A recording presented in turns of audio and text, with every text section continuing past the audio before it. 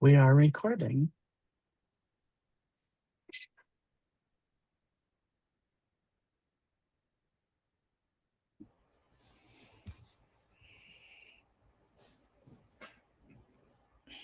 Okay, good evening, everyone. It is Thursday, October 9th.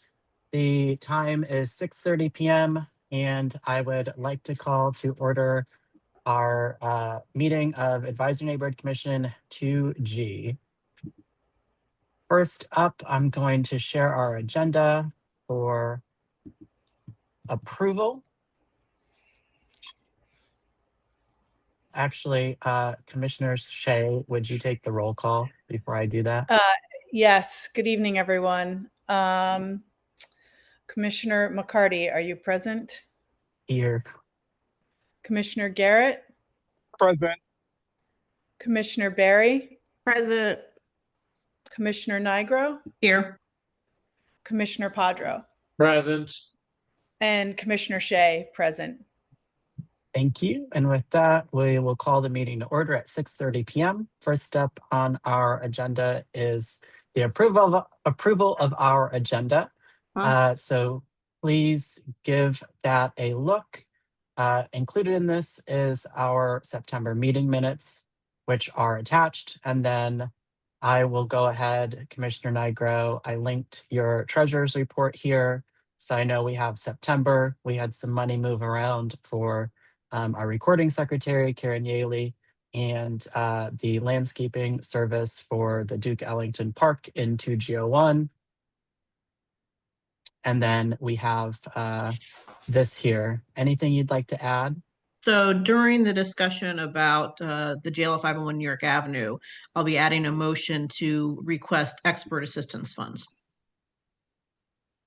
Thank you. So, Do I have a motion to approve the agenda?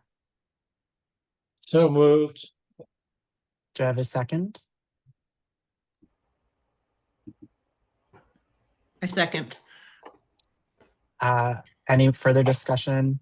Seeing Well- none, all those in favor? I do. Yep. Actually, I'm not sure where to put this though. I have to add on to the to amend the July minutes. Okay, let's put that at the end. Okay, very good. Seeing no further discussion, all those in favor of approving the agenda signify by saying aye, raising your hand. Aye. Aye. That motion passes unanimously. First up is our community forum. And I believe we should have Sergeant Hover here from the Metropolitan Police Department. So if Sergeant Hover is here already, I do see him. I'll go ahead and promote him to panelist. And I'll stop sharing my screen. Hi, Sergeant Hover. Thank you for being here with us tonight. Good afternoon, or good evening. The floor is yours for sharing updates for Advisory Neighborhood Commission 2G. All right. All right. For 2G, so the total crime year to date is down 30%. Weapon recoveries are up 33% with 66 recoveries year to date.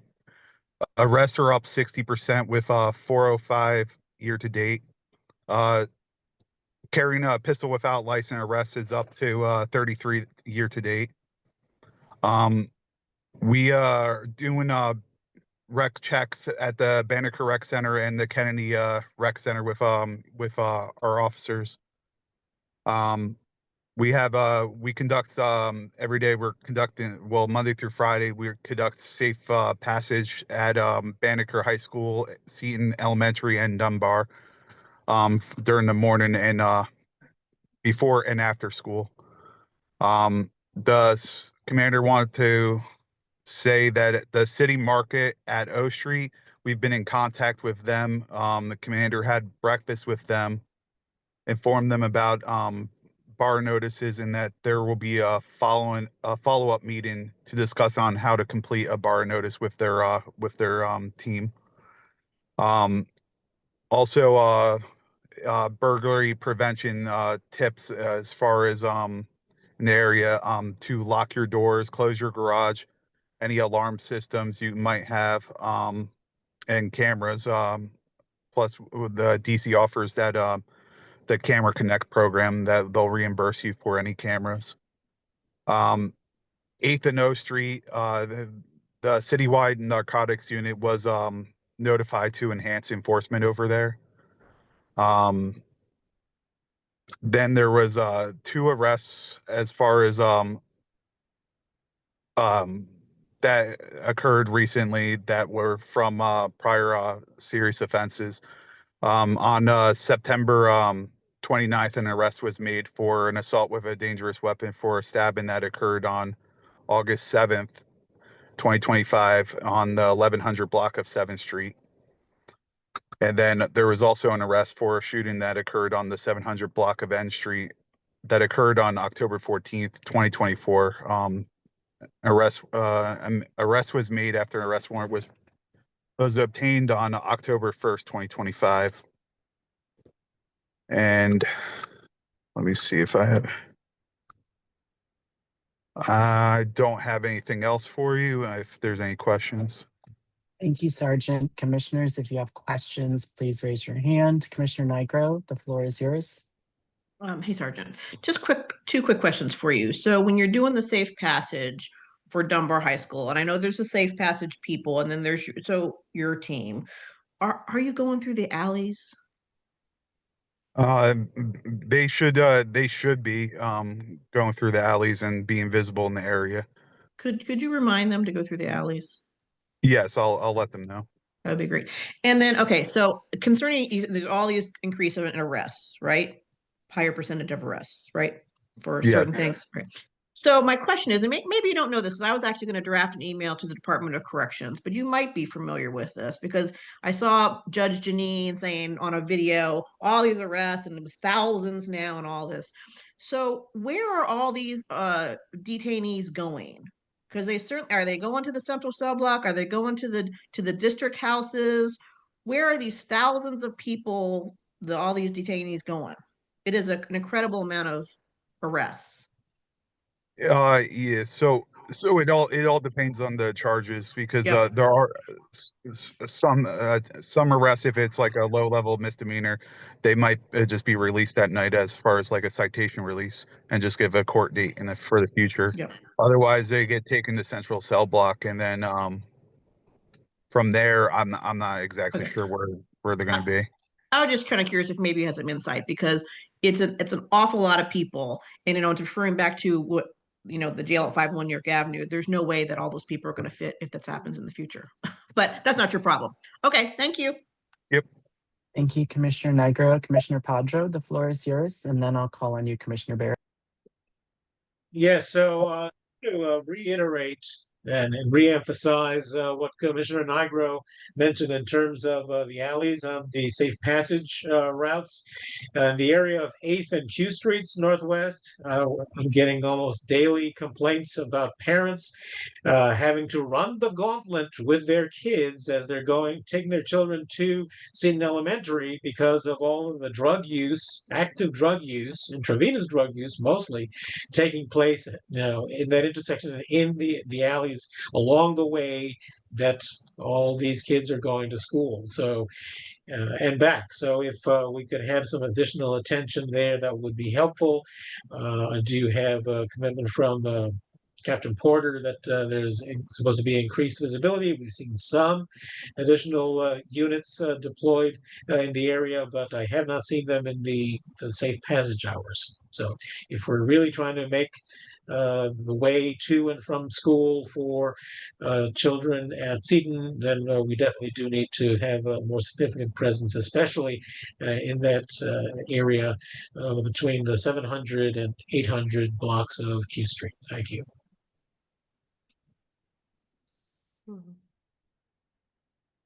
Thank you, Commissioner Padro. Commissioner Barry? Hi, Sergeant Hoover. It was brought to my attention there has been a lot of activity at 8th and O Street Northwest, and it's been groups of guys in front that they think that they moved from 7th and O over to 8th and O.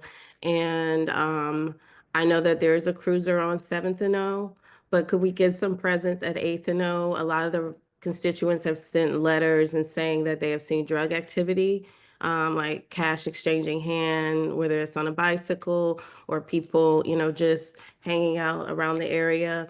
I don't, I didn't actually see this for myself, but, I don't believe that residents have a reason to lie about that taking place. But I also would I heard you mention that 8th and O, that there is a camera on 8th and O. I'm just wondering if that's something that you've been made aware of, like the gathering, the groups of people. I want to make sure that residents feel safe to enter and exit their home, just to walk the neighborhood, especially if there is, drug sales taking place or whatever the case is, and and what you're doing about it. Yeah, so on 8th and O, the citywide narcotics units was notified, and there's going to be enhanced enforcement coming in the future over there. Oh, could you repeat what that is? I'm not aware what that is. Tell me, please. They're a specialized unit they're mostly do narcotics and like to intervene to do interdiction as far as hand-to-hand transactions or enforcement on that stuff. And sometimes that activity goes until dawn, so Mhm. like it can also be loud out there. Is there something that residents can do outside of just continuing to call and report it?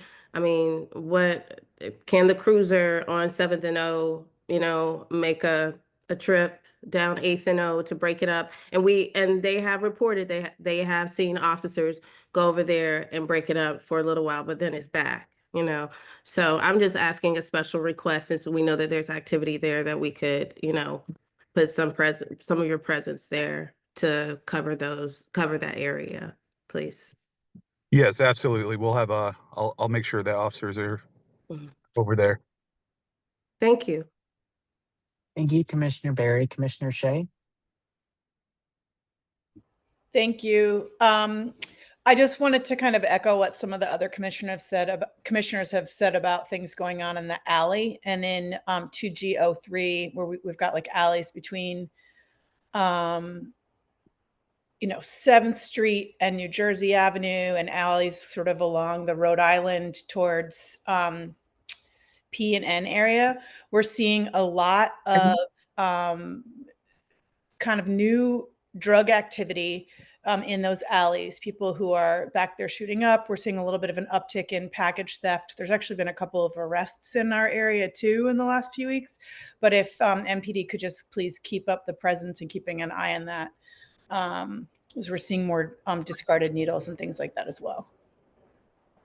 Thank Absolutely. you. Thank you, Commissioner Shea. I will add, same thing here in 2G04.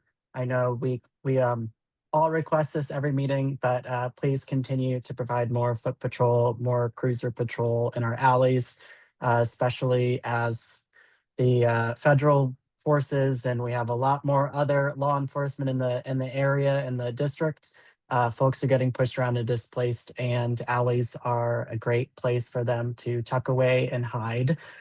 So please, for all of us, we've got a lot of alley communities that need your support.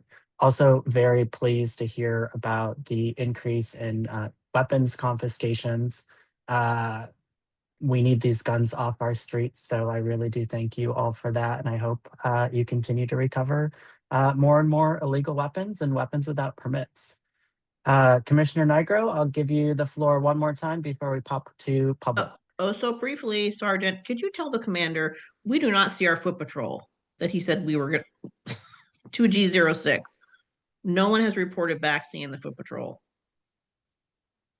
All right, There I'll you pass go. that on. Thank you. Thank you, Commissioner Nigro. Now, if there are any members of the public who've joined us tonight, if you'd like to ask a question of MPD, please raise your hand and we will allow you to speak. Going once, going twice. If you are a member of the public and you'd like to ask a question of MPD, please raise your hand. Seeing none, thank you for your time, Sergeant Hover. We appreciate you being here with us and for the thorough update tonight. All right, thank you. Have a good night. You too. Next, we will have Ty Abilla from the mayor's office with us. And we'll hear updates from the mayor.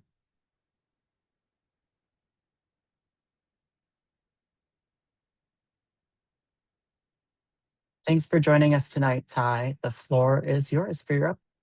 Good evening, everyone. Thank you for having me. I just have a couple of quick updates to share. So about a little over a week ago, the mayor, workforce and economic development leaders, as well as employers of higher education and nonprofit partners across the district and Greater Washington region, unveiled the Talent Capital Initiative. It's the first of its kind regional resource housed at the Metropolitan Washington Council of Governments.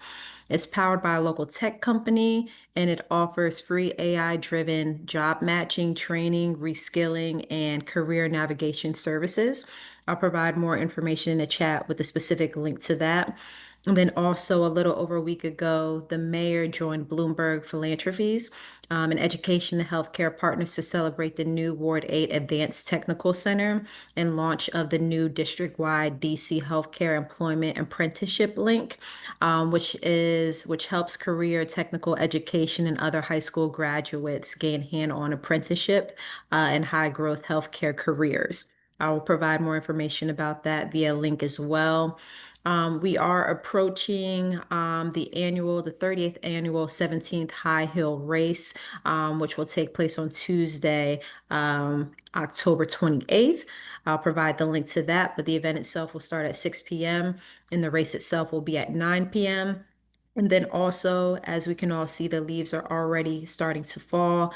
Leaf collection begins on November 3rd. I will provide a detailed information in PowerPoint in regards to the program and what that will entail for this leaf season via email to all of our commissioners and stakeholders so that you can be prepared for the leaf season ahead of us.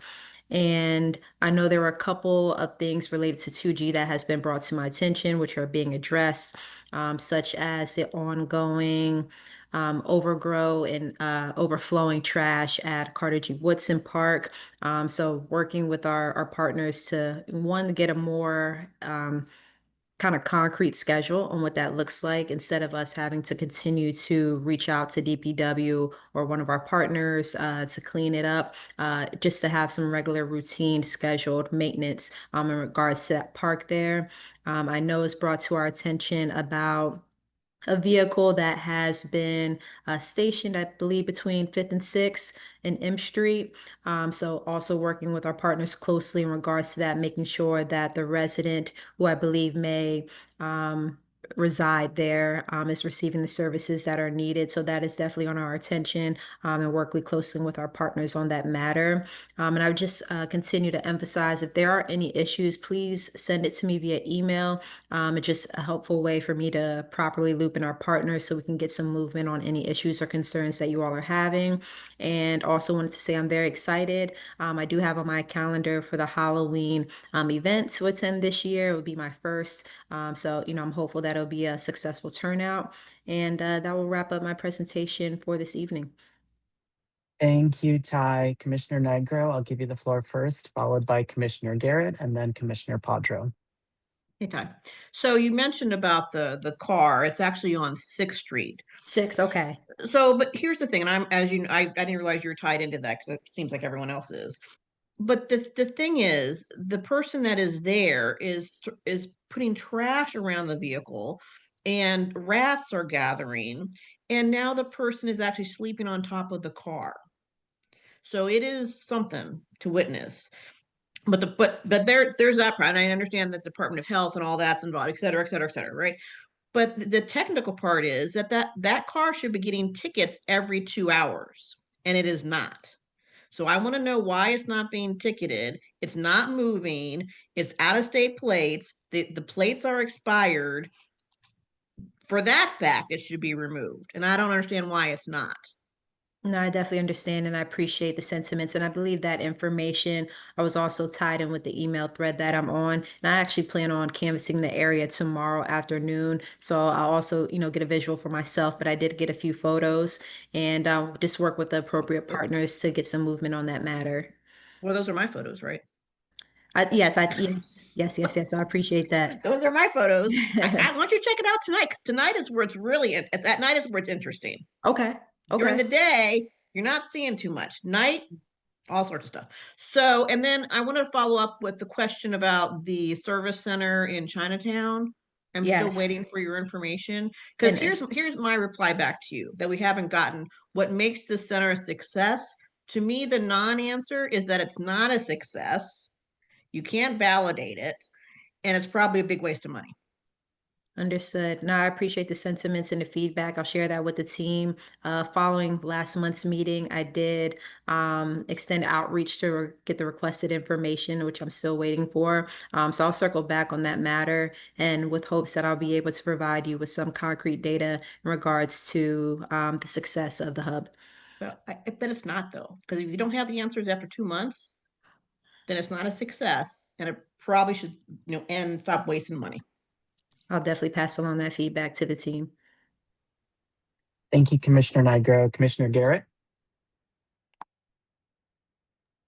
Yes, I just wanted to just shout out Ty, who helped work at the issues with Banneker and the soccer field and trying to get the field ready for pep rally in the school.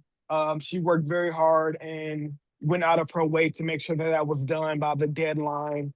So thank you for your support and your assistance throughout these last couple of weeks and trying to get government agencies together to make sure that our students are safe and thriving in environments that they should be thriving in instead of dealing with all this other nonsense that was going on. So thank you for your help on that. You're welcome. No, I appreciate your advocacy and just being persistent on that matter. So it's definitely team effort. Thank you, Commissioner Garrett. Commissioner Padro, followed by Commissioner Shea. Thanks for continuing to follow up on the Carnegie Woodson trash collection situation. However, I still have not seen a direct answer as to which agency is ultimately responsible for collecting the trash and recyclables from the cans in the park. We did see a response from DPW saying it was not them. I responded to that email with a question, then is it DGS or is it DPR? And we've gotten radio silence. So have you gotten a response as to who's the responsible party is? I will go ahead and follow up on that matter. I know I wish it was more of a streamlined process when it comes to who collects trash and who collects recycling, and also a more of a concrete schedule. Unfortunately, we are seeing similar matters at other locations, whether it's the fields or other parks. So I'm going to follow up at that matter. We had a meeting with our team in terms of what specific issues to escalate pertaining each agency. And so that was definitely one of the matters that was brought to the attention. So I'm hopeful within the coming days we can have some more clarification on that. Yeah, because until we know who to hold responsible, no one's taking responsibility for getting rid of that trash, and the rats are having a field day. For sure. No, I definitely understand. And, unfortunately, there are some matters where it kind of gets ping ponged between agencies. And my hope is that we can provide or gain some more clarity on that. Okay, look forward to getting an answer. Thanks. You're Wait a welcome. minute, Ty. I just say, why is it ping pong? This would be an easy answer. Understood. Understood. Yeah. It's a park. Normally, is that national park land, Alex? No, Not, it's under yeah. DPR, but Oh, well, that's yeah. Mhm. it's like they're doing this. It's like everybody's pointing at everybody else, and in the meantime, the trash accumulates, and we can only manage to get it removed when we complain about it. So really, no one is collecting the trash there. And Probably not on the map. So Thank you, yes, I'll go commissioners. ahead and follow up on that matter. And we'll definitely make sure we get some answers as soon as possible. So again, we can get that moving as well. Thank you, commissioners. Thank you, Ty. Commissioner Shea? Thank you. Hi, Ty, and thank you for everything you do. A couple of things. One, the Dunbar pool is not open to the public yet. And I'm hearing from neighbors like a couple of times a day now, folks that were expecting it to be open after the Labor Day weekend and who, you know, are looking forward to continuing their regular swimming activity and they haven't been able to. Commissioner Nigro has been emailing folks in DPR and at Dunbar, and we've kind of just gotten non-answer answers. And it's definitely needs to be escalated, and opening that pool to the public needs to be prioritized. I feel like maybe Rochelle raised her hand like she wanted to chime in. Rochelle, did you want to share anything? Absolutely. I'll just one bullet point. So Ty, the school, and I'm not blaming any particular principal, the school has never wanted the community to use that pool, right? It has been a fight ever since it's been open. Every year we go through the same thing. And it is due because the entrance to the pool is near the child care center. Well, that is not our fault that they did not think this through. So they always talk about the security. Well, figure it out. It's been years. I appreciate Yeah. that. It's a taxpayer funded thing. It's a school, it's a pool. Figure it out, and we need to use that pool. Yeah, absolutely. I mean, it is, you know, our taxes are going to support the school and the pool at the school. And this is an amenity that needs to be made available to residents. Understood. I appreciate you bringing that to my attention. I'm going to work with my Ward 5 colleagues as well. Okay. Since I know Dunbar falls on the Ward 5 side of the neighborhood. So I'll make sure that we're all looped in together and that we can, you know, work towards finding a solution so that we can make sure there's access to the public. Thank you. And then, oh, go Wait, ahead. I'm going to forward you the email, Ty. I already put Parker on it, Councilmember Parker on it. So that's the bottom line. They don't want to open it to the community. Boom. I appreciate the background on that too as well. Thank you. So switching to another subject, we have had issues in 2G03 with cars that have expired tags that have been illegally parked, or cars that don't have any tags at all that have been parked for weeks at a time. And I've heard from neighbors that they've seen parking enforcement like put in an expired tags number, but then just keep walking and not issue a ticket, or not do. We haven't seen any activity of a car with no license plate at all being ticketed, even when it's been there during street sweeping or something like that. So if we could just figure out a way to make sure that that is happening, and that if there are vehicles that are sitting for weeks on end that are not supposed to be there, that they're getting addressed, that would be great. For sure. I appreciate you bringing that to my attention. We've had some success with getting cars that have had expired tags or illegally parked in other areas of Ward 2. What's going to be very helpful if we can at least get some type of photo and Okay. location of those vehicles. So that's going to be helpful so that I can get the inspector out there to assess the environment and to also look at, you know, past citations that may be on that vehicle, or et cetera. But we have been successful specifically around those type of cases. So if I can just get an email with the photos and the locations, that would be helpful. Okay, and then just one other thing related to that, someone shared with me that they put in a 311 request about a specific vehicle, and that the request was closed out, but there was no action taken.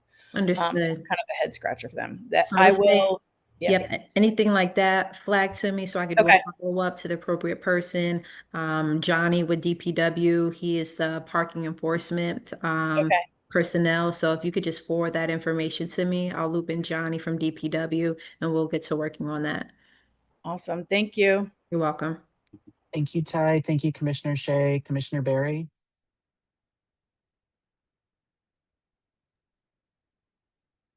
Thank you, Ty. Yeah, I was just really co-signing what Commissioner Shea has said, because there have been cars parked on O Street with expired tags from out of state since February, but I'll see residents, they get ticketed, and it's been, you know, residents are under the impression that because there's no reciprocity with other states, parking enforcement does not ticket those people. So like, for instance, I have a neighbor who rented out his home.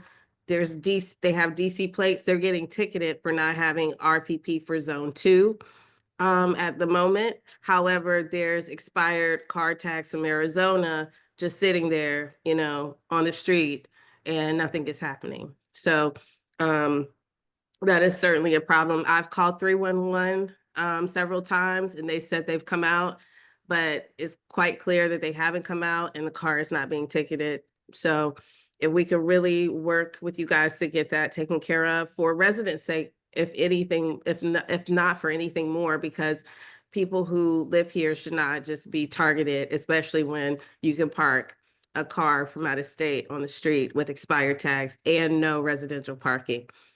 Okay. Yeah. I appreciate that. Thank you very much. So yeah, if I can just have specific locations, photo of cars, I'd be more than happy to do like a blitz if it's kind of all in close proximity of each other, coming out with DPW and just kind of tackling it straight on, and going car by car. But will be helpful, like I said, is though more of exact location and photos, and then I can work with DPW on that. Thank you, Ty. You're welcome.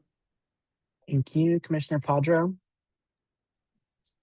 Another DPW problem that seems to be our biggest problem agency these days. We are regularly, at least once a week, one trash or recycling pickup isn't made, but on the trash can that was put back after it was removed at community and ANC request several years ago at 8th and Q. Have you had any feedback, any response to the request to have the trash can removed again, because it is overflowing and it is not needed where it is currently located?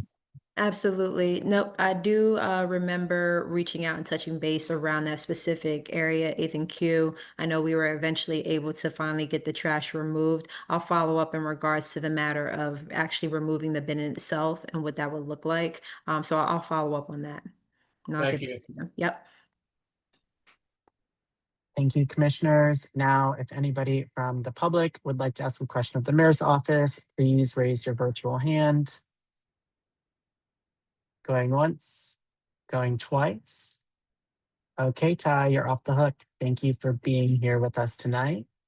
Next, we will hear from the Office of Councilmember Pinto. They are coming over as a presenter. Thanks for being with us tonight. The floor is yours. Of course. Can everybody see and hear me okay? Awesome. Well, good evening, everyone. I just do want to start with a quick reminder that after this month, I'm going to be replaced at this meeting by my new colleague, Dia. She was here last month, and she is going to be presenting at these meetings next month going forward. But let me get into my presentation. So, as I'm sure everyone's aware, another month, another federal crisis. The federal government is now shut down. Local government work should not be impacted, but we know this can have major impacts on our already hurting local economy, major effects on residents' jobs and salaries, federal workers and residents spending less at our local businesses, tourists spending less with museums and NPS site closures, and of course, trash buildup at NPS parks around the city. Yesterday, the council voted to allow the mayor to issue marriage licenses for the duration of the shutdown while the courts are closed, just to alleviate some of that burden. Guidance on that should be released very, very soon. If you have any questions about it, feel free to email our office. We know many residents, especially former federal employees, are facing hardships right now. As a reminder, you can always contact our office if you need help navigating unemployment benefits, Department of Unemployment Services, health insurance marketplace, any other services like that.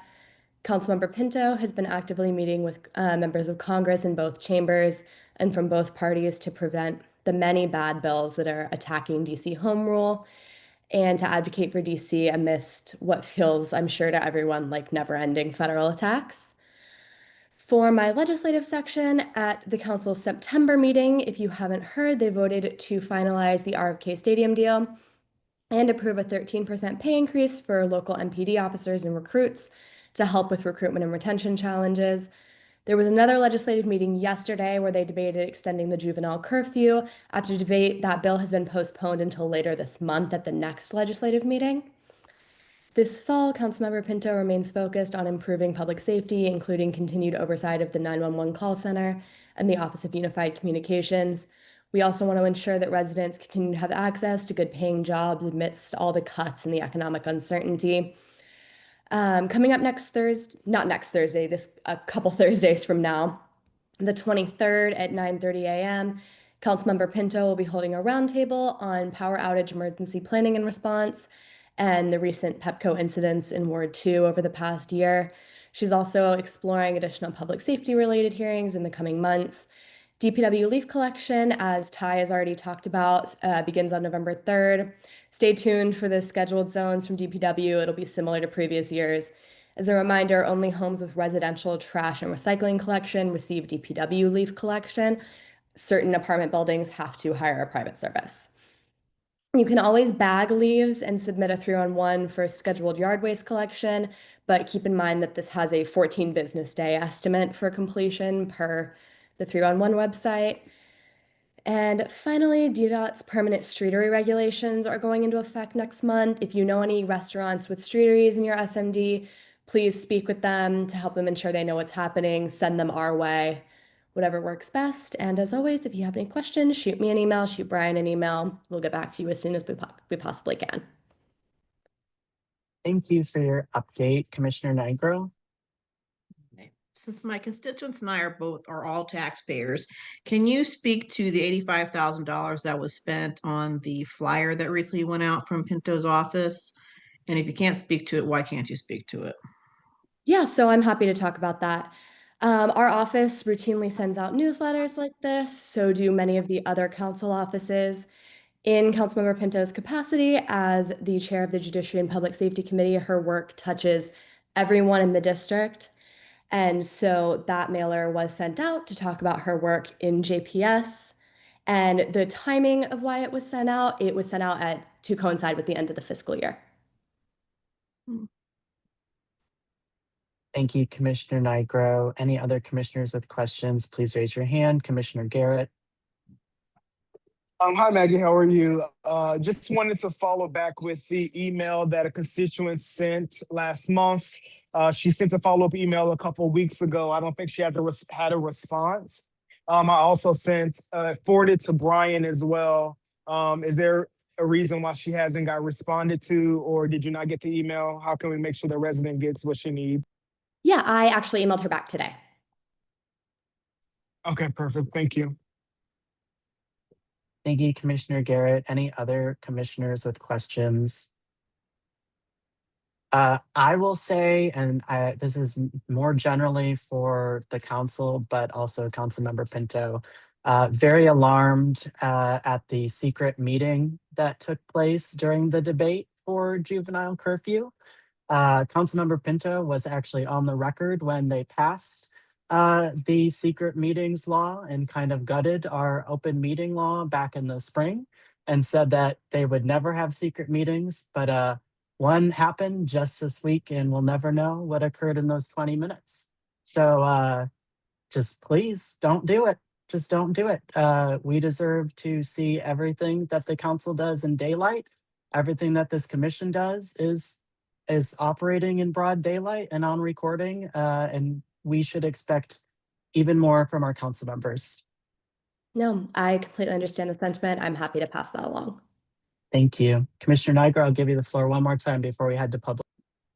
So, I mean, why'd you do it? I mean, it's just stupid.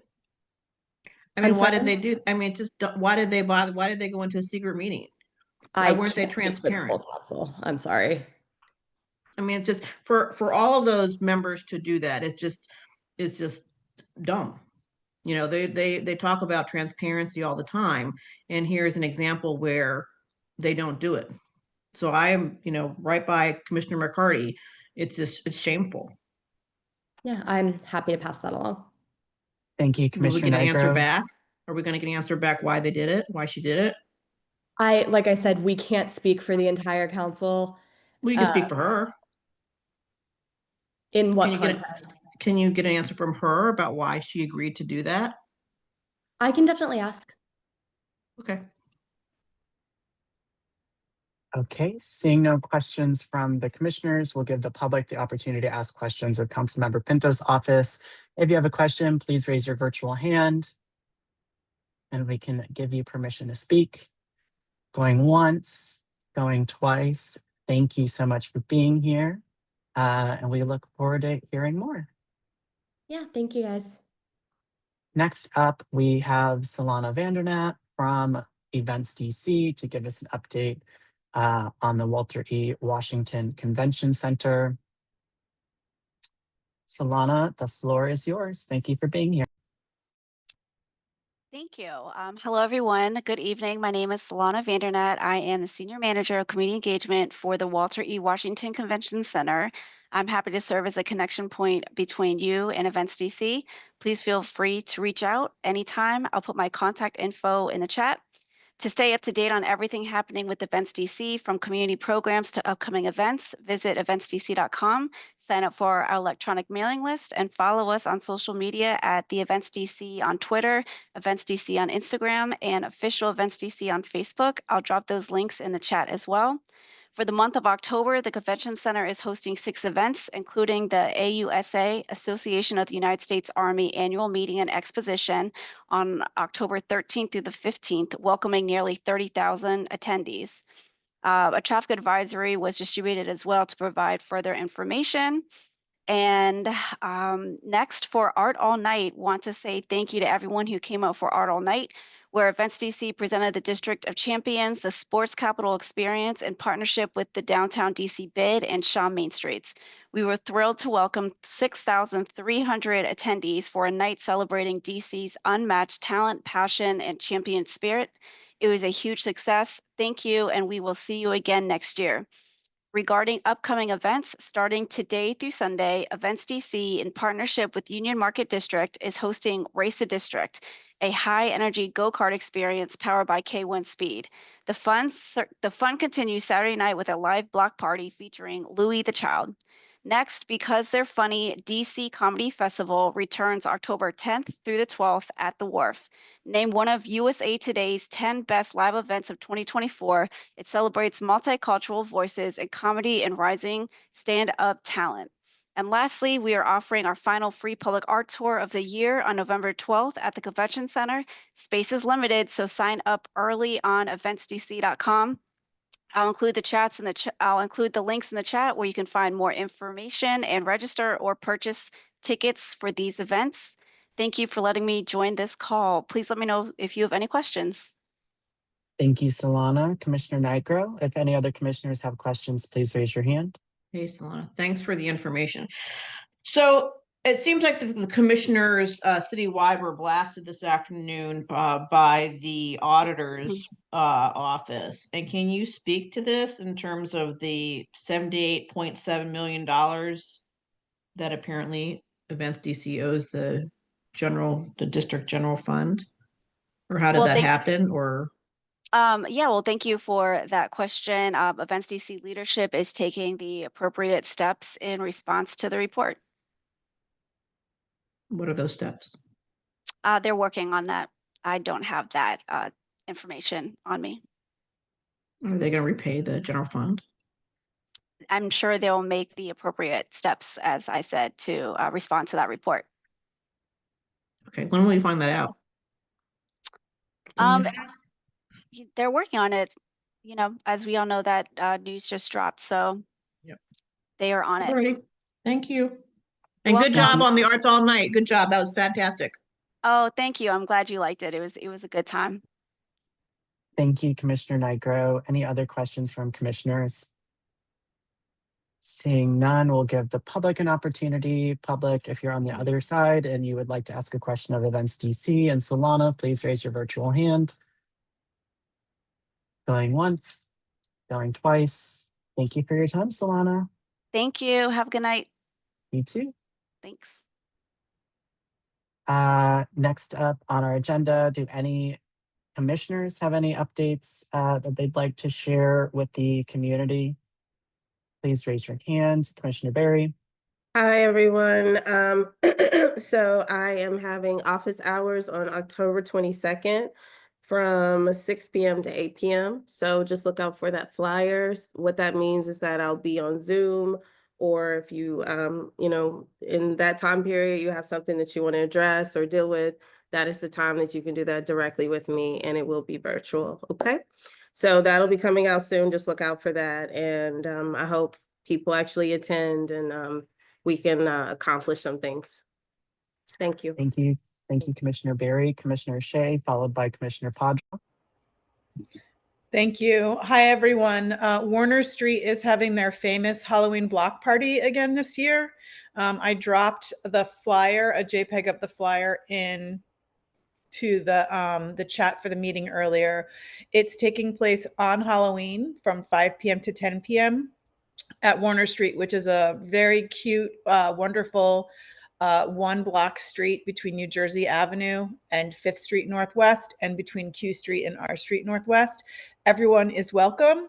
It's really, really fun. We really hope everybody stops by. Thank you. Thank you, Commissioner Shea. Commissioner Podge. Yes, an event notice from City Market at O. This year, they're not going to have the annual tree lighting holiday festival in November, as they've done for a number of years. Instead, they're trying something new. It's called Fall Fest at City Market at O. It's going to be taking place this Saturday, October the 11th, from 3 to 6 p.m. on the 1400 block of 8th Street. Included will be pumpkin decorating, interactive entertainment, delicious foods and treats, music, games, and prizes, free admission, all ages welcome. So bring family and friends. I don't know whether there's a rain date in the event of inclement weather, but nonetheless, this sounds like another opportunity for folks in the community to get together and celebrate the season. So thank you.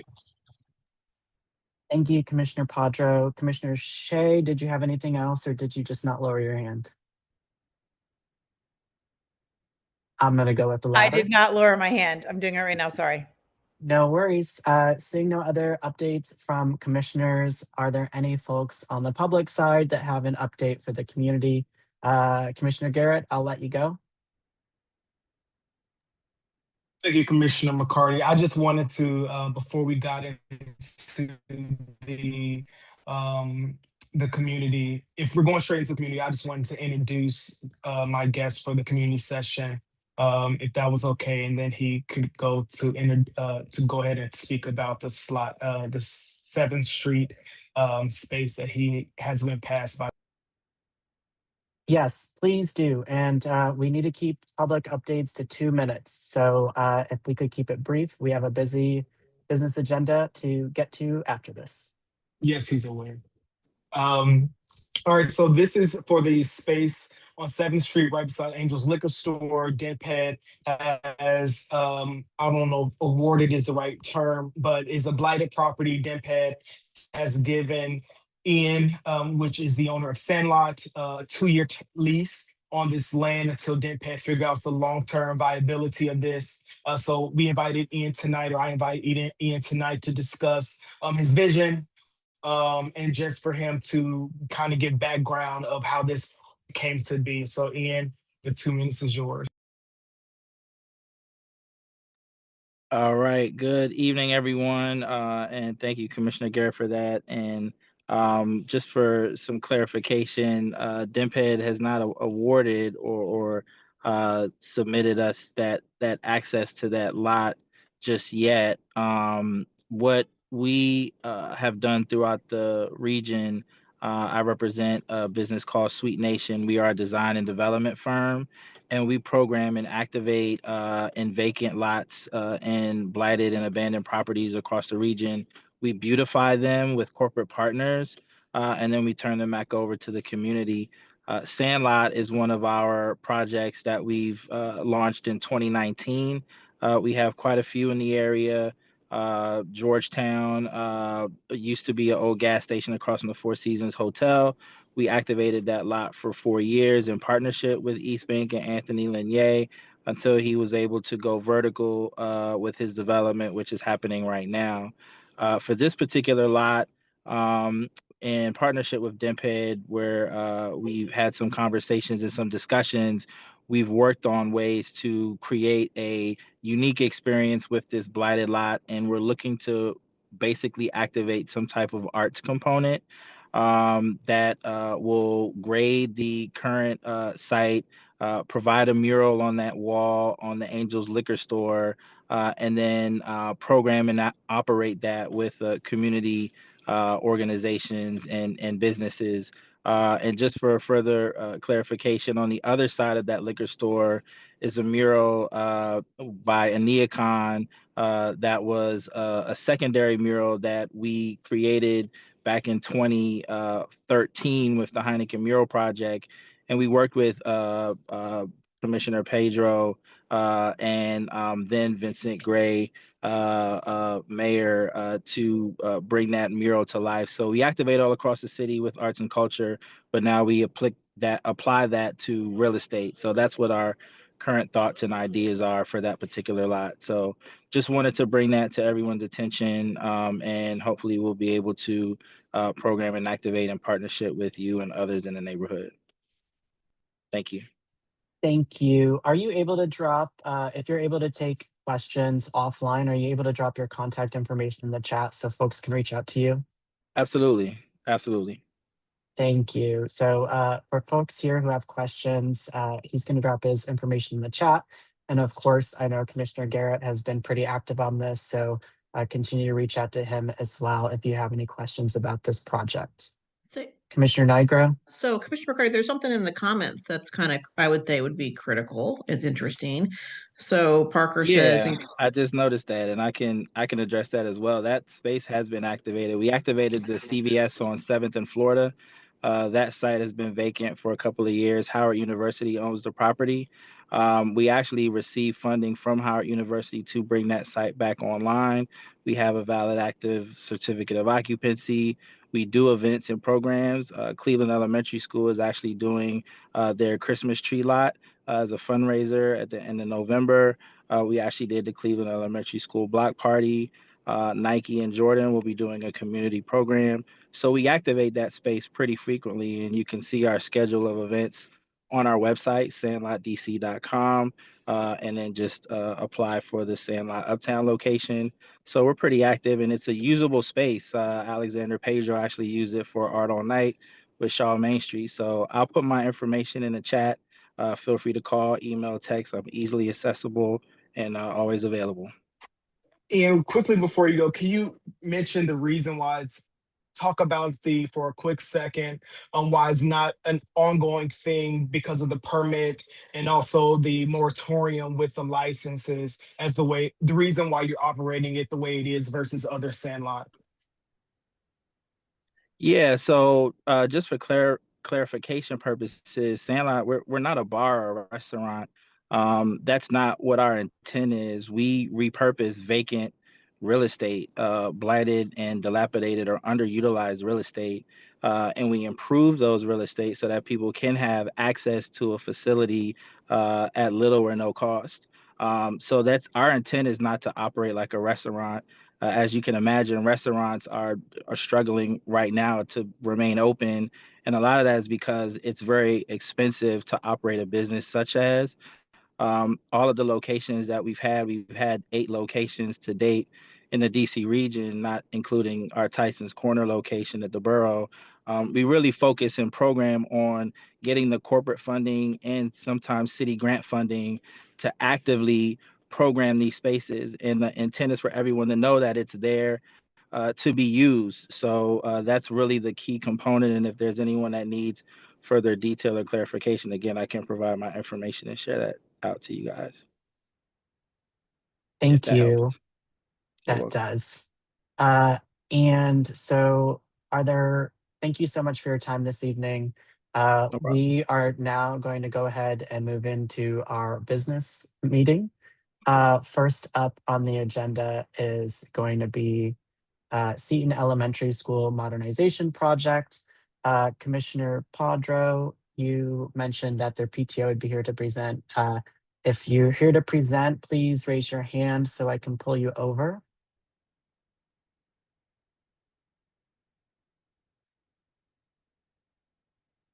Do we have a member from Seton Elementary PTO to present? Commissioner Padro, you're on mute, but I see you moving.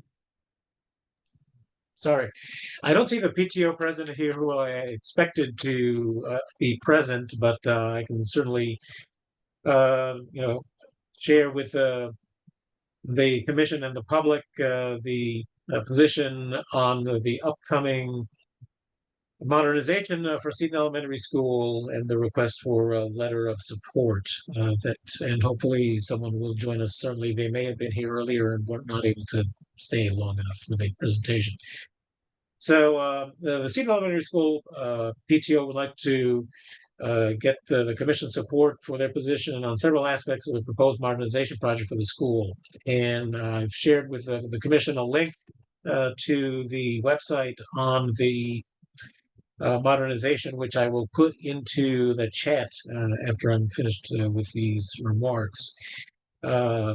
If we vote to do so, a letter would be sent to the Chancellor, the Mayor, Deputy Mayor for Education, and Ward 2 and at-large councils of members of the council on the following. Number one, preference for design concept A. I sit on the school improvement team for Seton, and the architects have come up with 3 different massing studies, basically, and they've proposed moving in some of the proposals the entrance of the school to 10th Street, which was opposed by the 10th Street neighbors as well as the PTO. So the preference is to maintain the entrance on Rhode Island Avenue Northwest. The importance of ensuring the modernization allows for growth in enrollment. Right now, the number of students that are proposed for the modernized school is almost equal to the current enrollment. And the school has been growing significantly because of its great successes and many citywide and national awards and recognition.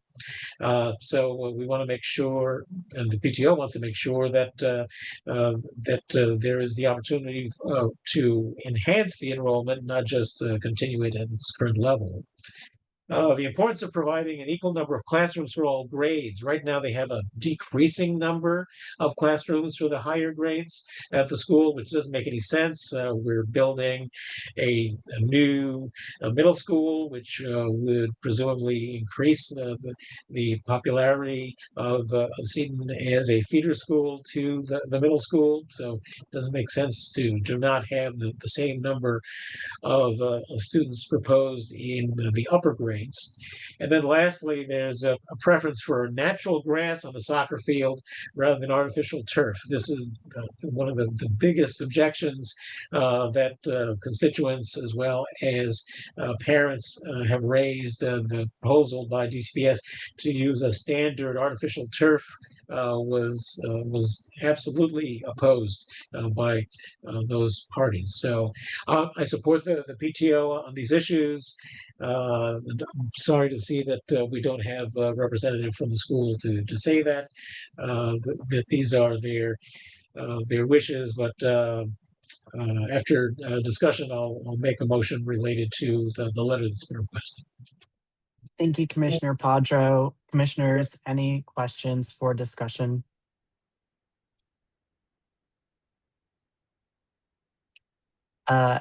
Any members of the public have questions? We'll do our best to answer them, but we don't have the PTO here. Seeing none, I'll give the floor back to you, Commissioner Padro, to make a motion. Okay.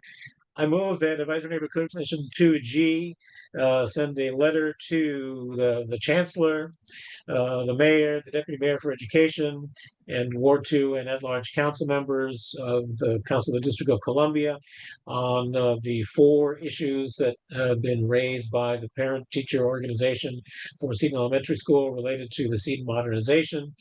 Number 1, preference for design concept A, keeping the main entrance on Rhode Island Avenue Northwest. 2, importance of ensuring modernization allows for growth in enrollment. 3, importance of providing equal number of classrooms for all grades. 4, preference for natural grass at soccer field rather than artificial turf. Do I have a second? I second. Commissioner Nigro seconded. Motion made by Commissioner Padro. Any further discussion by commissioners? Seeing none, all those in favor signify by saying aye and raising your hand. Aye. Any opposed? Commissioner Barry, I need to record your vote. We will go with an abstention there. So 5 yeas and 1 abstention. That motion does pass. Next up on our agenda, we have the renewal of a Class C tavern license for TG Cigars. TG Cigars attended our ABCL committee meeting, and that committee did recommend that the commission support the renewal of their license. I will say this is an ANC 2G04. This is actually the first settlement agreement I ever negotiated in my first term as advisory neighborhood commissioner. And I've heard from residents that were part of those negotiations that the settlement agreement has been good. It's been great, and they are happy with the renewal because they're happy with that settlement. And so unless there are there any questions from commissioners about the renewal of this license? Seeing none, I'll go ahead and make this motion. I move that Advisory Neighborhood 2G support the renewal of a Class C tavern license for TG Cigars, Abra 097774 at 1120 9th Street Northwest, Washington, D.C., and that we report that to ABCA. Do I have a second? Second. Seconded by Commissioner Shea. Any further discussion? Seeing none, all those in favor signify by saying aye and raising your hand. Aye. Aye. That motion passes unanimously. Thank you. One Next up on our, Mr. go Chairman, ahead. one abstention, please. One abstention? Okay. Commissioner Padro abstaining. So that motion still passes, but with 5 ayes. Thank you, Commissioner Padro. Next up on our agenda is the renewal of Class C tavern license for Your Only Friend. Your Only Friend also attended the ABCL committee meeting. That committee did recommend that we support the renewal of this license. I will say, as again, this isn't 2G04. Your Only Friend has been a great asset to our community. No issues or complaints whatsoever. Lots of recognition and acclaim as one of the best sandwich shops in DC. So we're proud to have them in our neighborhood. And do any commissioners have any questions or comments? Seeing none, I will make this motion, and I move that Advisory Neighborhood Commission 2G support the renewal of Class C tavern license for Your Only Friend at 1114 9th Street Northwest, Washington, D.C., and that we report that support to ABCA. Do I have a second? Seconded by Commissioner Padro. Is there any further discussion by commissioners? Seeing none, all those in favor signify by saying aye and raising your hand. Aye. Aye. Commissioner Garrett? Okay, that motion passes with 5 ayes and 1 abstention from Commissioner Garrett. I just saw your hand go, so that is an aye, 6 ayes, no abstentions. Thank you, Commissioner Garrett. Next up on our agenda is another license renewal. This is the renewal of a Class C tavern license in 2G05, Morris American Bar. Commissioner Berry, this is in your single member district. Would you like to speak to this license? No, I fully support them in this, and I hope all the commissioners do as well. Yeah.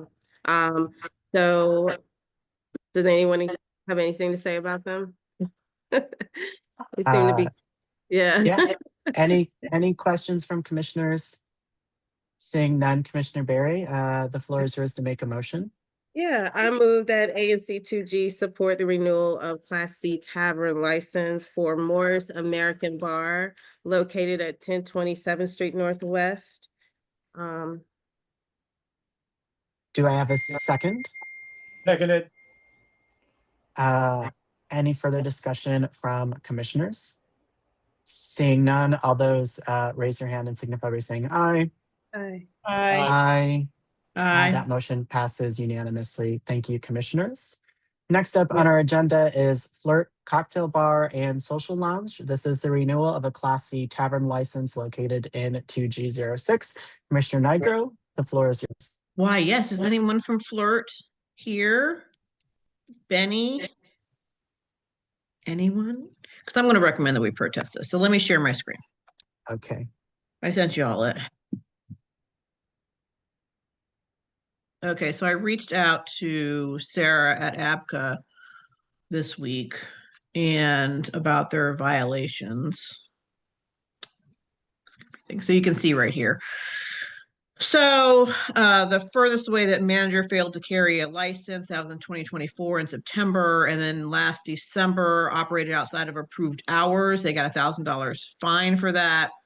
And then most recently in August, operate outside of approved hours, offered entertainment outside approved hours. And this has now been forwarded to the OAG. So, Thank and you, plus there's still Commissioner. trash problems. That whole alley's a mess with the trash. Thank you, Commissioner Nigro. Commissioners, anyone have any questions for Commissioner Nigro regarding this application? Commissioner Padre, your hand is raised. The floor is yours. So, Rochelle, I just wanted to get some clarity as to what it is that we hope to achieve through the protest process. Clearly, issues related to trash, so they need to have a better trash management plan. They've got a couple of violations. Is there anything else that you want to see added to their settlement agreement that would help to address your concerns? I just wanted Well, to they get. follow it. They violated their hours. They need to follow their settlement agreement. And the famous time, which is not noted, unfortunately, Commissioner McCarty remembers this, is that they did an event after 3 a.m., also after their hours, but that was the famous weekend that the ABCA hotline went down. Remember that, Stephen? So do. they have to follow their settlement agreement. That's the hours. I mean, that's clear. So is it your hope to get the ABC board and ABCA to do what to the establishment? Because, unfortunately, ABCA very, very, very rarely revokes licenses. So are you trying to get their license revoked, or what is it that we're hoping to achieve? I would like them to follow the rules. I mean, clearly at that meeting, 2 weeks ago, you were on it, Alex. I mean, they didn't talk about these violations. And then I said, well, I'm gonna call Sarah. So they didn't even acknowledge that. They knew. Yeah, no, I'm clear about that. I just want to make sure Yeah. that we have a strategy going forward for what we hope to accomplish. So if we're going to potentially get into legal assistance to prosecute, the protests, etc., I just want to make sure that we've got a solid foundation. I think we have to. I think approach would be a clear understanding to the team at Flirt that they just can't do this. It was just, sorry, can't go beyond your hours. And do we have anyone from Flirt this evening? I don't think so. They were on the call 2 weeks ago. No. And they're still blocking me on social media, but that's okay. Block me on social media. That's fine.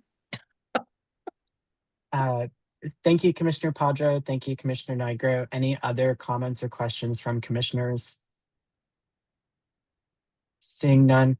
Commissioner Berry? Yeah, I was just thinking when we have issues like this where people don't respect the rules and things like that, if we could just have like a standard settlement agreement or standard amount of consequence and responses to these issues so that it's not like a surprise to people and things like that. Not that they are surprised. I'm just saying, I think that across the board, if everyone is aware and made aware of what the consequences will be if they violate, the settlement agreements that we have, that we would have a stronger defense against businesses. So if anyone is interested in doing that, please say something. I would like to move that we move to that scenario so that we can be stronger as a commission, and so that moving forward there's already a basis of what is expected when you come into this community. Any thoughts on that? Sorry. I'll call on you, Commissioner Shea. Commissioner Berry, we actually do have a template that we have been trying to work with businesses on. I would encourage you to connect with our ABCL committee chair, Russell. He can give you a copy of that. And of course, all commissioners, I encourage you If you want to see that, of course, work with the ABCL committee, work with the ABCL committee to strengthen that where you think it needs strengthened. I do agree. We all want as many settlement agreements on file.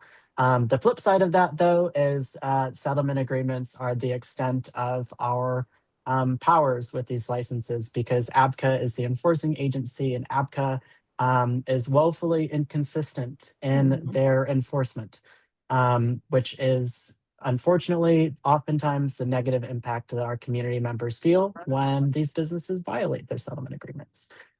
So I really do appreciate the comment, Commissioner Berry. We will continue working towards that, and I'm sure the ABCL committee would welcome your support in strengthening that and helping carry that forth throughout the rest of our licensed alcohol businesses in the district. Commissioner Shea? Thank you. And thanks, Commissioner Berry. I just wanted to, I think it's really more of a question / comment to your remarks, because I think you're making a really good point. But I am wondering what it is that we would be able to do beyond protesting a renewal for somebody that we have, if we have a settlement agreement with an establishment and they're violating it repeatedly. I'm not sure what we can do beyond saying, hey, we do not support the renewal of this license. So I look forward to checking out what we've been working on in the committee to understand that better. And I would be happy to be part of that as well. Thank you, Commissioner Shea. Now back to the topic on the floor, which is Commissioner Nigro's application for Flirt Cocktail Lounge and Social Bar. Commissioner Nigro, do you have a motion to make? I do. I move that ANC 2G not support the renewal application for Flirt Cocktail Bar and Social Lounge, and that we protest that, and that we communicate this to ABCA, and that I be the representative at the hearing. Do I have a second? Seconded. Seconded by Commissioner Padro. Is there any further discussion regarding the motion to protest Flirt's renewal of a Class C tavern license? Seeing none, all those in favor of protesting the renewal of Flirt Cocktail and Social Lounge's Class C tavern license, signify by saying aye and raising your hand. Aye. Aye. That motion passes unanimously with 6 ayes. Thank you so much.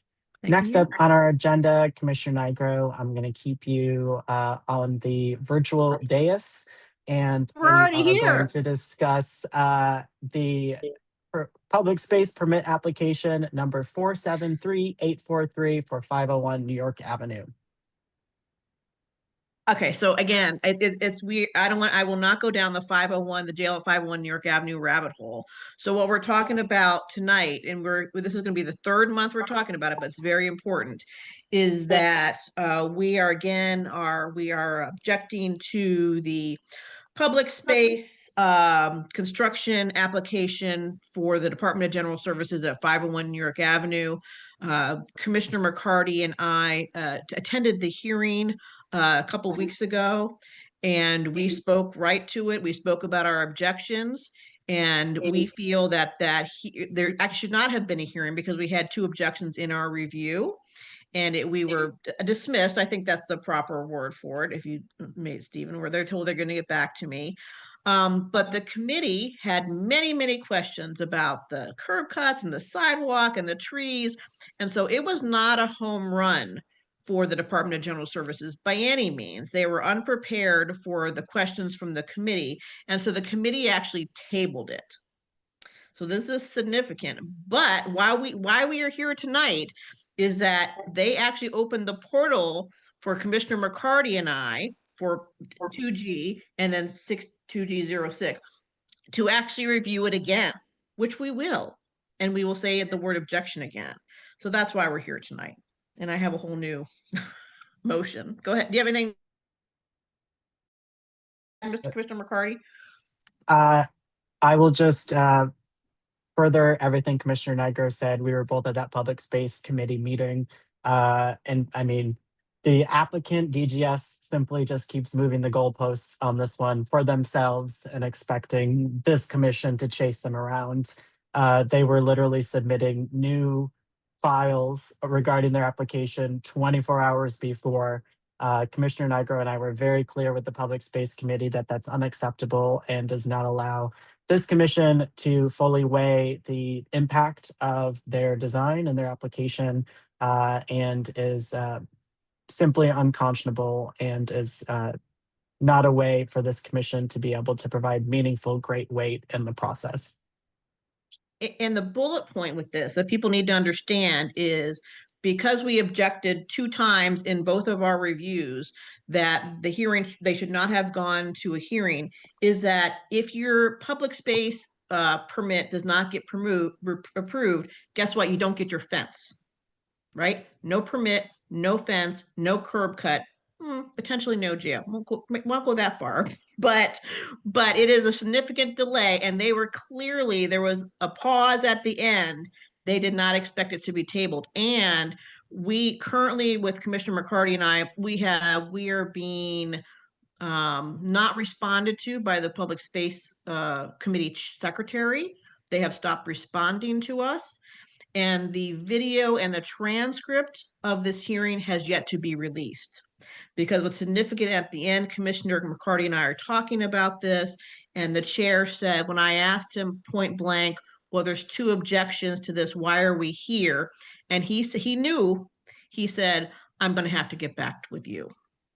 He knew what was going on. So it's interesting. So hence, we are now the opportunity to object one more time.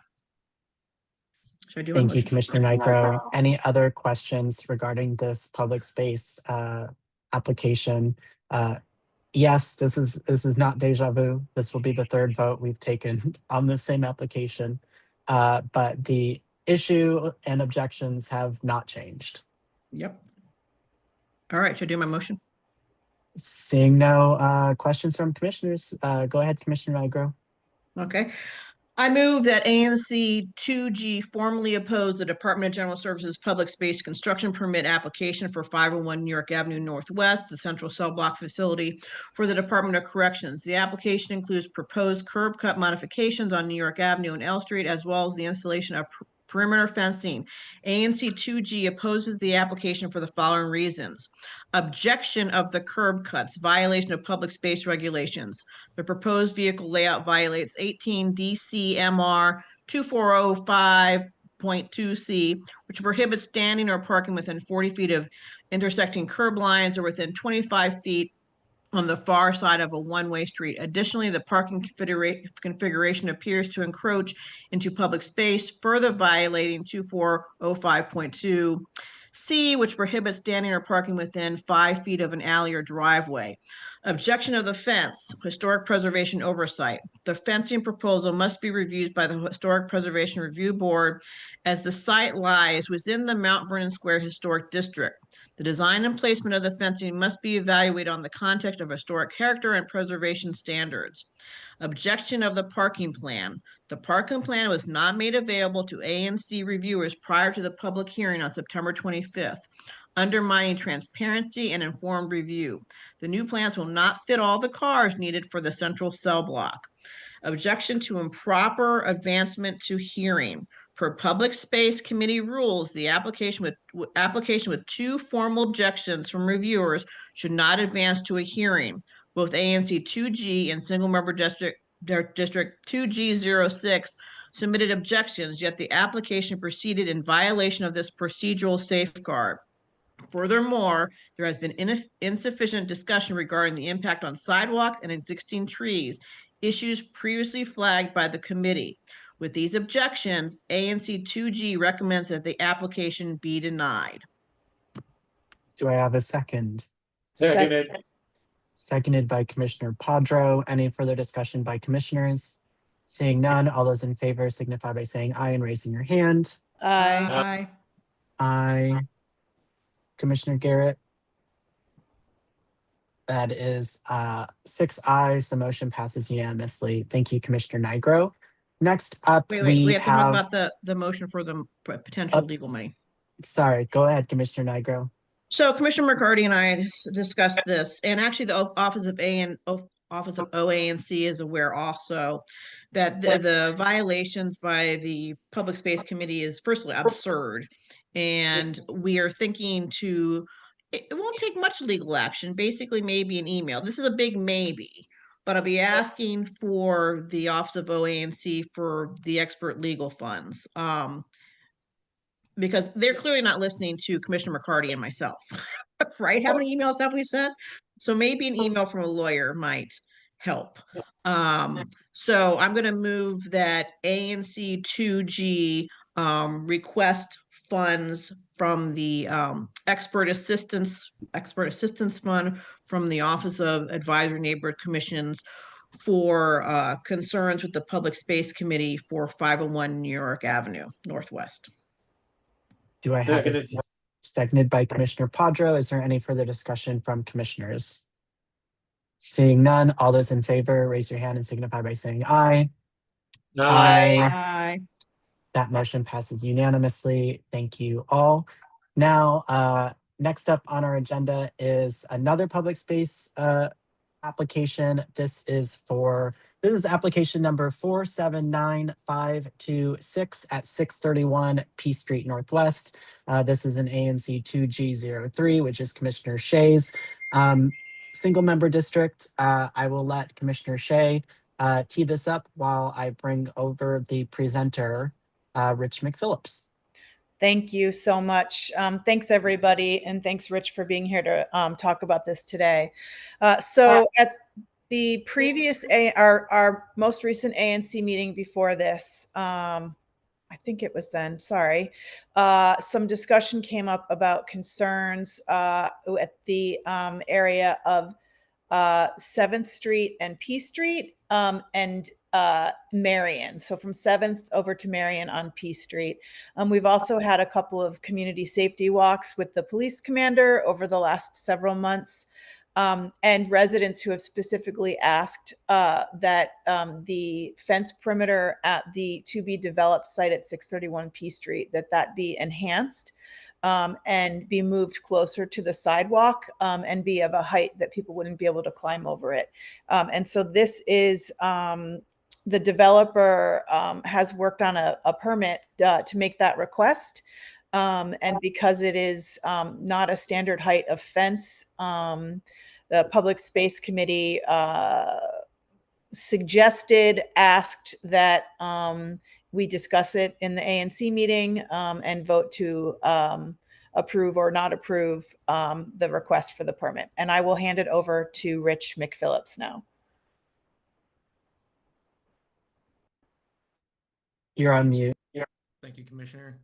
Yes, my name is Rich McPhillips. I'm with the developer High Street Residential. We're a multifamily developer throughout the nation and been active in this community for a while. So I'm simply here tonight to request your formal support for us as we go to the Public Space Committee.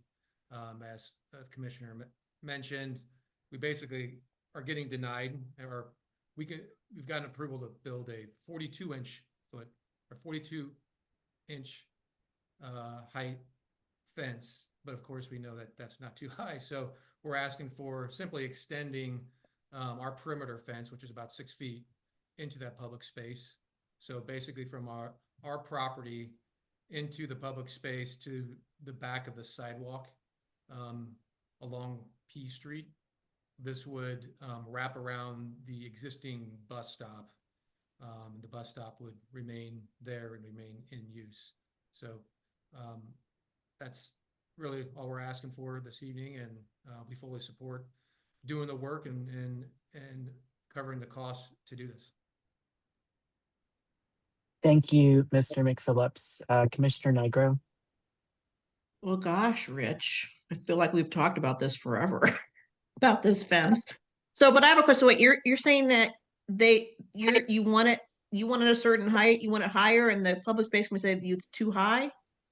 It's my understanding by code a fence in public space can only be up to 42 inches. And you want it higher? And we want to build it to, erect it to 6 feet. Basically, and this is not historic area, right? No, right? No. Yeah. Okay. So no. So I'd be supportive of that because we've been talking about this for years. Thank you, Commissioner Nigro. Commissioner Padro? Yes, Rich, as Commissioner Nigro mentioned, I think that we've been at this for what, 5 years, trying to get this, fence moved out to the property line.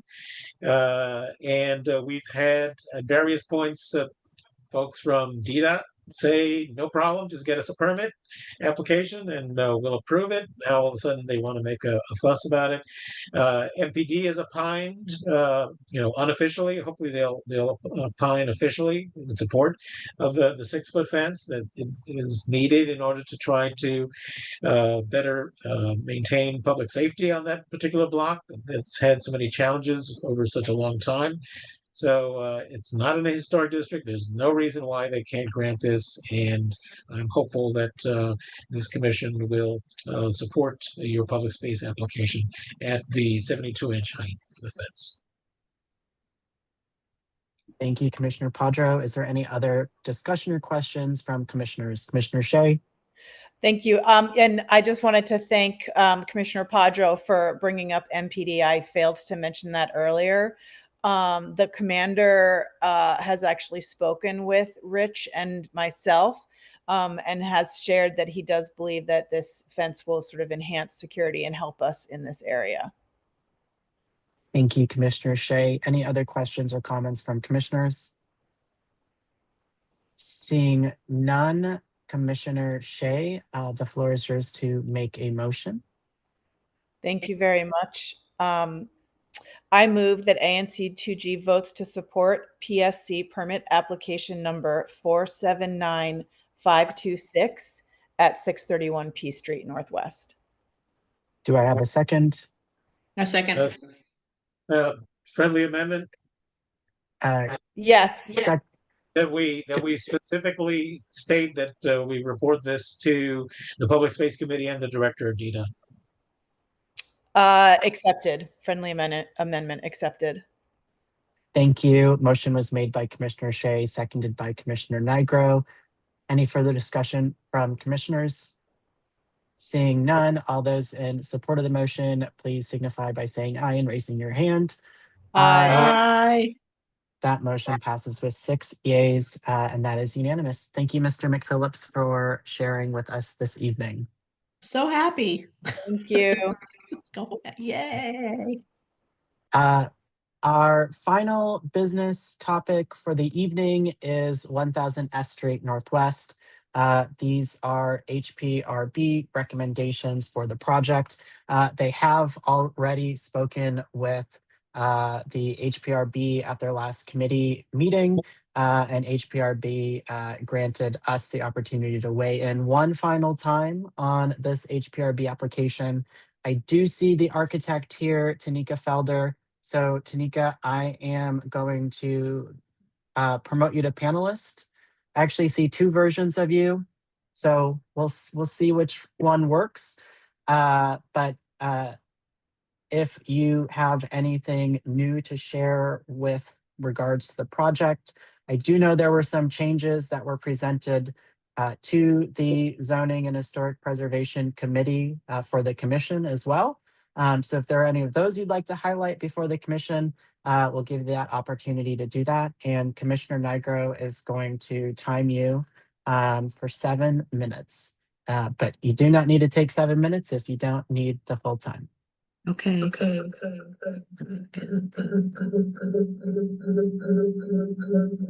We're getting some.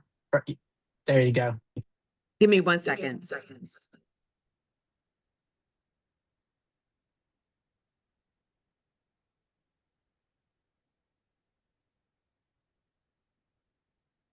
I think that's better. Can you hear me? Okay. Yes. Can I share my screen? You should have permissions, yes. I'm sorry, say that again. Yes, you should be able to share it in the bottom. Okay. 1 second here.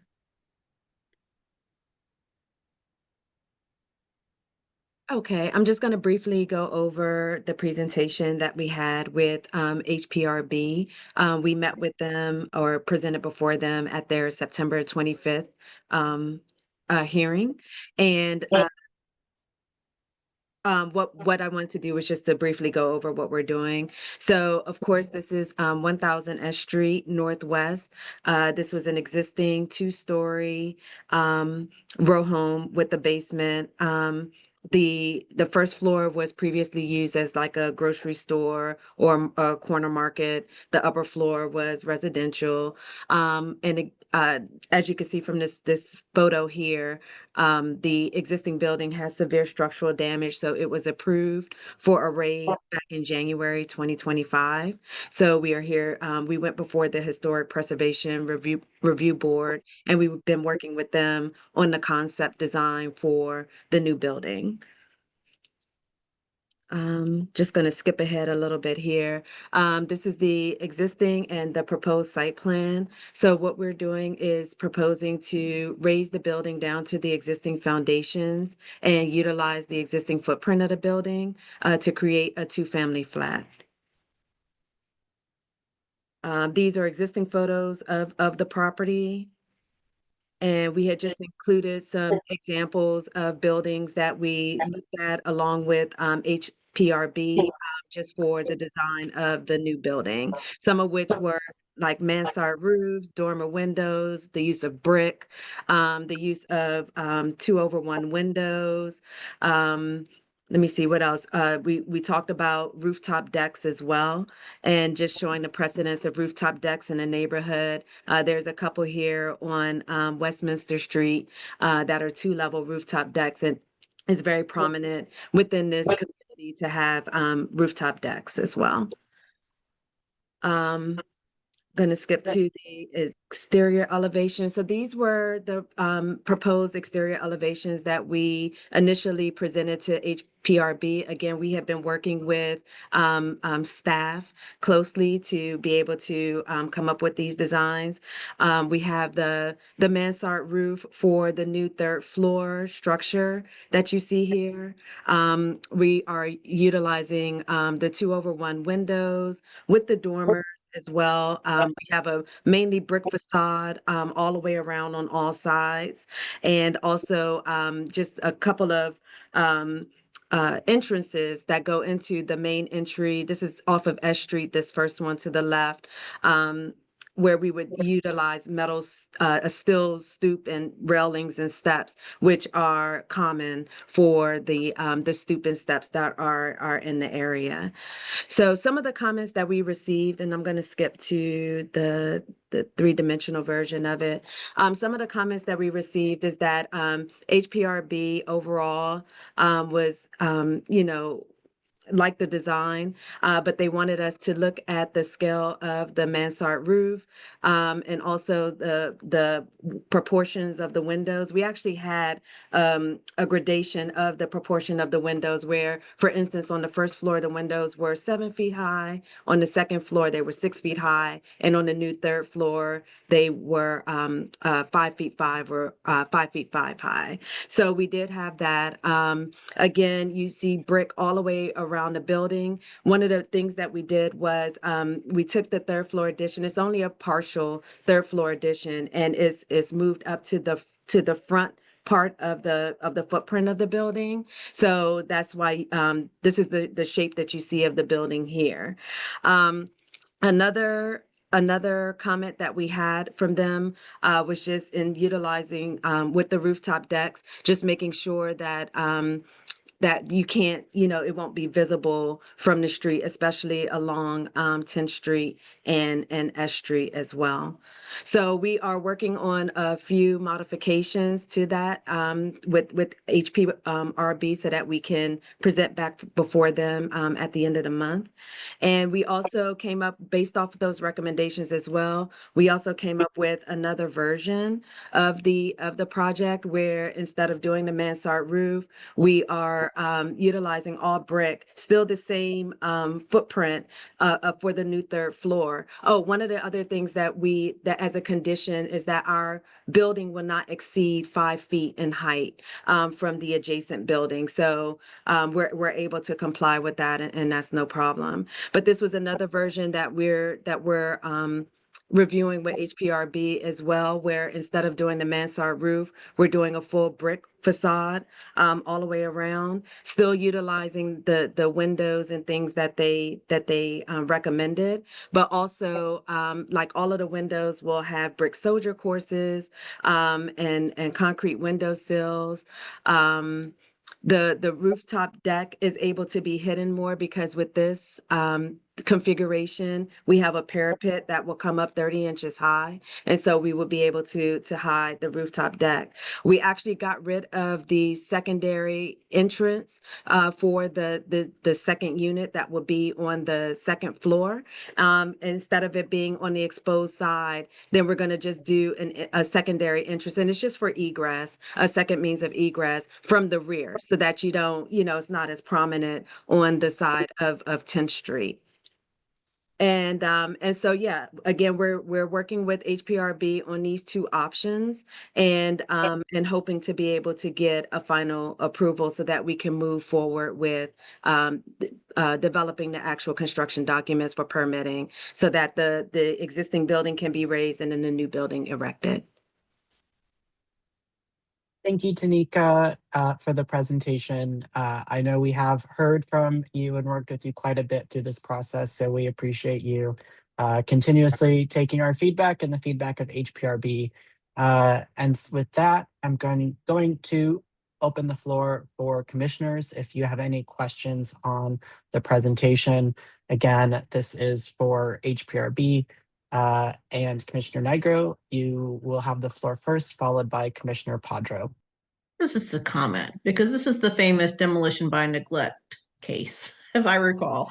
A couple of years right now, it's not in his head. So my question is, and maybe this is more of a thought, that the building was in such poor shape by the owner. The owner didn't care. So this is more of a statement that with all this nice, looks lovely in the pictures, will the owner be able to follow through and produce a good product and then basically keep it up?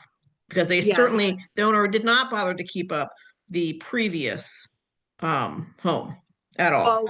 And that was that owner's fault. It wasn't like he tried to blame other people. Right. I understand that. And I'm aware of the situation. From what my understanding is, he was out of the country most of the time. But what he's trying to do, he's been trying to work to make things right with this property and with the demolition and do. Basically, the reason why we want to be able to get the approvals is that so that he can finish getting his financing in place with the bank so that we can move forward with this project, because he is just as eager to get rid of the old building and put up the new building so that it's no longer a hazard for the community. So he's very eager to move forward, and we've been working very diligently to try to make that happen. Thank you, Tanika. Thank you, Commissioner Nigro. Commissioner Padro. I'm in agreement with the committee's recommendations, with the exception that we specifically state that our support is for the version of the plans that include the mansard roof and not the version that does not include the mansard roof. Some of the new construction in the area, infill construction in this historic district, has included mansard roofs very successfully, especially directly across the street from this site. So it would be a positive development to see a mansard roof on this building. Thank you, Commissioner Padro. Any other questions or comments from the other commissioners on the call? I will note that we have the recommendations from our Zoning and Historic Planning Committee linked in the agenda. I believe Commissioner Shea did share those with you all. And Commissioner Garrett, this is in your single member district, 2G01. So if there aren't any further questions or comments from commissioners, Commissioner Garrett, I would defer to you on what position you would request that this commission take. Thank you, Commissioner Riccardi. In line with the committee's recommendation, I recommend to the full ANC that a letter be transmitted to the Department of Building, the Board of Zoning Adjustment, and the Historic Preservation Review Board, stating that while the ANC supports the project's capability with the historic district, also considering Commissioner Padro's recommendation on the design with being with the mansard roof, that with the historic district and subject to the conditions also with the developer, the applicant providing a trash and waste management plan appropriate to the proposed number of bedrooms of 13 and with 2 residential units, along with them abiding by all zoning applications and recommendations that any new construction on the site must comply with the zoning regulations and obtain the necessary BZA relief, and that the HPRB approval of the raise does not confer to zoning exemptions. Thank you, Commissioner Garrett. I think Commissioner Niagara has a question. I'm You're a on little mute. bit confused. So is this, Commissioner Garrett, is this, I thought we were only doing something for HPRB. You had mentioned Yeah. zoning, and so. So Commissioner Garrett, this is only for HPRB. We have nothing to address with zoning at this time. Are you in support of the mansard roof in addition to the comments that the zoning committee shared? And if so, could you move the motion that the zoning committee recommended? Yes, I stand corrected. I move that we ANC 2G accept or move forward to accept the recommendation of the committee to approve the mansard roof designed to HPRB. Do I have a second? And Commissioner Berry seconded. I do really quickly, I just want to make sure we read out the recommendations. So let me just pull it up really quick. I can read them out. I can read them out if you need me to. I have it up right here. Yeah, would you go ahead and do that? I just want to make sure we have that on the record for the letter. Okay, so the recommendations from the ANC 2G Zoning Planning Historic Preservation Committee: 1, deem the proposed concept design for 1000 S Street Northwest compatible with the historic character of the U Street Historic District, provided the applicant incorporates the Historic Preservation Office staff recommendations, specifically reducing the overall height to no more than 5 feet above the adjacent structure, eliminating the roof deck atop the mansard roof, and providing detailed plans for the location and screening of the HVAC and utility meters. 2, request that the applicant provide a track. Commissioner Garrett, sorry, I'm going to cut you off there because the HPRB will only do section 1 of this. Okay. Is that a motion okay with you? And that is other okay. Commissioners, is that okay with you? I Okay, sorry. think that we do need, since the applicant has provided an alternative design, that we need to specifically state again that it is the version with a mansard roof that we are supporting. Do you accept that as a friendly amendment to your motion, Commissioner Garrett? Amendment is accepted. Okay, so that motion was made by Commissioner Garrett and seconded by Commissioner Berry. Is there any further discussion from commissioners? Yes, just to share for some commissioners that may not be as experienced in these kind of issues, it is not unusual for a project to get involved in a game of ping pong between zoning and historic preservation. Sometimes it can take a year, even 2 years. We had one project, notably at 875 N Street Northwest, that took almost 2 years going back and forth between the 2 agencies until their disagreements were reconciled. So if HPRB approves, this design, and subsequently BZA does not approve, then it has to go back to HPO with a design that would meet what BZA approves, and back and forth. So just understand that it's a process, and sometimes it takes time. But I also wanted to reassure the committee that their recommendations and concerns are duly noted, and that no one is forgetting the fact that zoning relief has to be sought in order for this project to move forward. Thank you.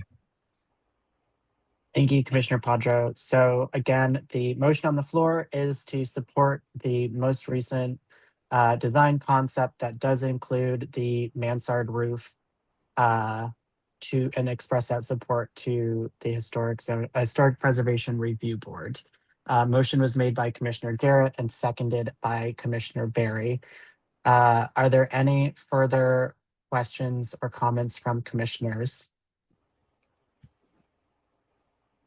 Seeing none, all those in favor signify by raising your hand and saying aye. Aye. Aye. Aye. The ayes have it. That motion passes 6-0 unanimously. Congratulations, Tanika. And I know the owner will be very happy. You've been seeking our support on the project for a while and you have it. So we will communicate that to HPRB and we may see you again for zoning or anything else that comes up, but we'll take that when we get it. All right. Thank you so much. I appreciate it. Thank you so much.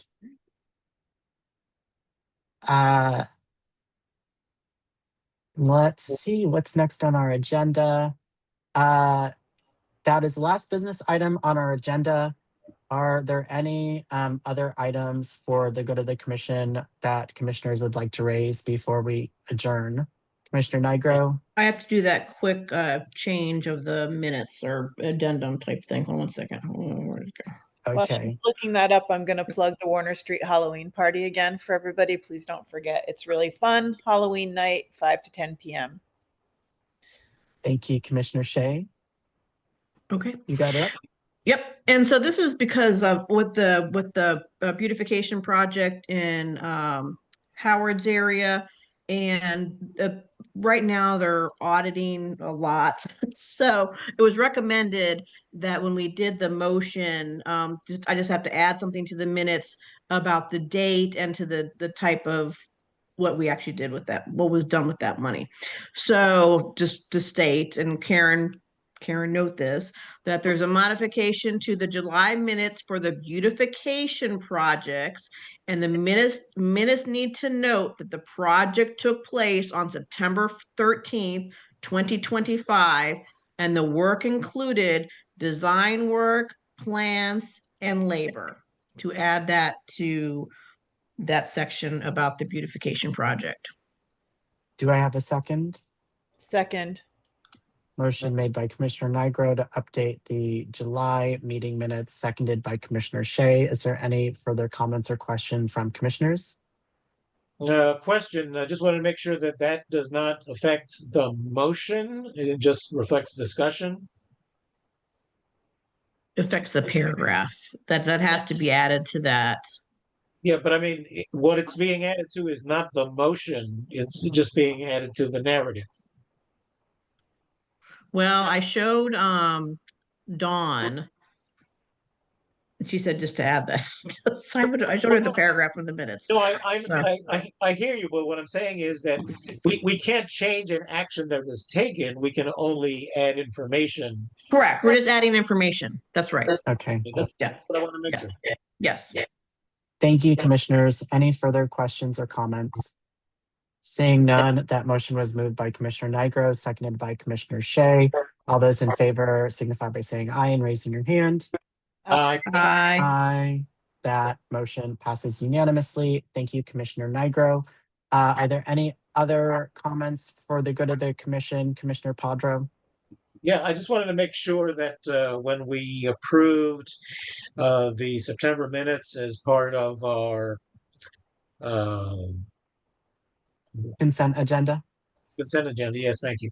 That the correction that I had proffered earlier today was incorporated. That was not, but could you proffer that suggestion here for the record, and we will we'll just take a quick vote on that. Sure, let me pull it up so that I can. I have it pulled up if you'd like me to go ahead and read it. That'd be great.